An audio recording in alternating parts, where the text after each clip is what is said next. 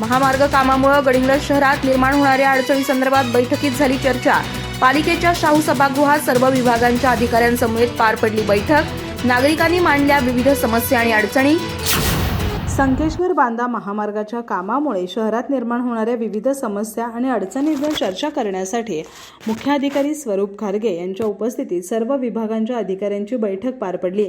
या बैठकीत नागरिकांनी निर्माण होणाऱ्या समस्यांकडे लक्ष वेधत काय उपाययोजना केल्या पाहिजेत याबाबत चर्चा केली। गडिंग्लज शहरातून महामार्गाचं काम सुरू झालंय। या कामासंदर्भात योग्य पद्धतीनं नियोजन नसल्यानं व्यापारी, वाहनधारक आणि नागरिकांना विविध समस्या आणि अडचणींना तोंड द्यावं लागतंय। या पार्श्वभूमीवर सोमवारी सर्वपक्षीय पदाधिकाऱ्यांनी एकत्रित येत सदर काम बंद पाडलं होतं। यावेळी मुख्याधिकारी श्री खारगे यांनी मंगळवारी सर्व विभागांच्या अधिकाऱ्यांसमवेत बैठक बोलावण्याचं आश्वासन दिलं होतं। या पार्श्वभूमीवर सदर बैठक पार पडली।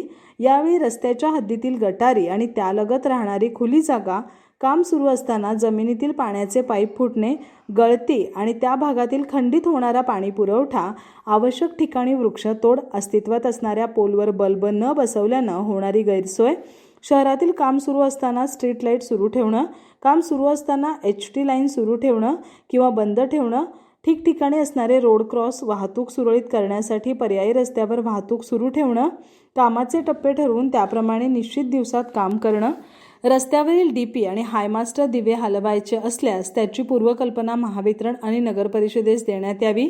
तसंच रविवारचा आठवडी बाजार हलवण्याबाबतही चर्चा करण्यात आली। त्याचबरोबर नागरिकांना पाण्याच्या टँकरची सोय करणं, काही गल्ल्यांमध्ये मोठा टँकर जात नसल्यानं लहान टँकरची सोय करण्यात यावी अशी मागणी यावेळी करण्यात आली।